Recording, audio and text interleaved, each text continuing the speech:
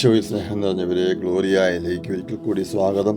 എല്ലാ ദിവസവും ഏത് ആവശ്യത്തിനും ഏത് പ്രതിസന്ധിയിലും എന്ത് പ്രയാസമുണ്ടായാലും സന്തോഷമുണ്ടായാലും ദിവസവും പല പ്രാവശ്യം നമ്മൾ അതരങ്ങൾ കൊണ്ട് ഉരുവിടുന്ന നാമമാണ് യേശുവിൻ്റെ നാമം.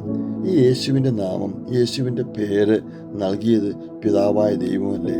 ഒരിക്കലും വളരെ അപ്രശസ്തയും എന്നാൽ ആർക്കും അറിയപ്പെടാത്തവളുമായിരുന്ന പരിശുദ്ധ അമ്മയെ തൻ്റെ ദൈവം തൻ്റെ മകനെ നൽകുവാനായിട്ട് ആ ഉദരം തിരഞ്ഞെടുക്കുമ്പോൾ, ആ ഉദരത്തിലേക്ക് ആ കുഞ്ഞിനെ നൽകപ്പെടുമ്പോൾ ദൂതൻ പറഞ്ഞു കൊടുക്കുകയാണ്, ഈ കുട്ടി ഉണ്ടാകുമ്പോൾ നീ അവന് യേശു എന്ന് പേരിടണം. ലോകത്തിൻ്റെ ഏതോ ഒരു കോണിൽ വളരെ അപ്രശസ്തരായ രണ്ടുപേര്, പരിശുദ്ധ അമ്മയും യോസേപ്പ് പിതാവും, അവരെ തിരഞ്ഞെടുത്ത് ആ കുഞ്ഞിനെ പരിപാലിക്കുവാൻ നിയോഗിക്കുകയാണ്. ഈശോയെ സ്നേഹം നിറഞ്ഞവരെ, പരിശുദ്ധ അമ്മ പറഞ്ഞു തന്നതുപോലെ ഞാൻ അവൻ്റെ പേര് ചൊല്ലി വിളിക്കുമ്പോഴെല്ലാം അവൻ എൻ്റെ അടുത്തേക്ക് പുഞ്ചിരിച്ചു കൊണ്ട് ഓടി വന്നിരുന്നു.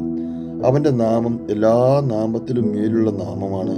പിതാവ് സമ്മാനിച്ച നാമമാണ് ഈശോയുടെ നാമം. ആ നാമം ഉച്ചരിക്കുന്നവർ ഒരിക്കലും നരകാഗ്നിയിൽ വീഴുകയില്ല. നിന്നെ തോൽവിയിൽ നിന്ന് എഴുന്നേൽപ്പിക്കുന്ന അത്ഭുത നാമമാണ് ഈശോയുടെ നാമം. ആപത്തിൽ നിന്ന് രക്ഷിക്കുന്ന അവൻ്റെ നാമം ഉച്ചരിച്ചവരെല്ലാം രക്ഷയുടെ തീരം പുൽകിയിട്ടുണ്ട്. കുഞ്ഞെ, നീയും അവൻ്റെ നാമം നിൻ്റെ അതിരത്തിൽ സൂക്ഷിക്കണം.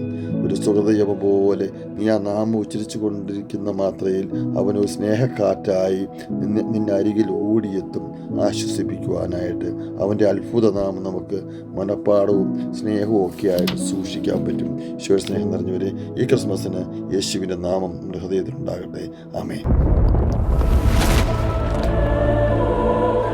This is a sweet and bitter spiritual program.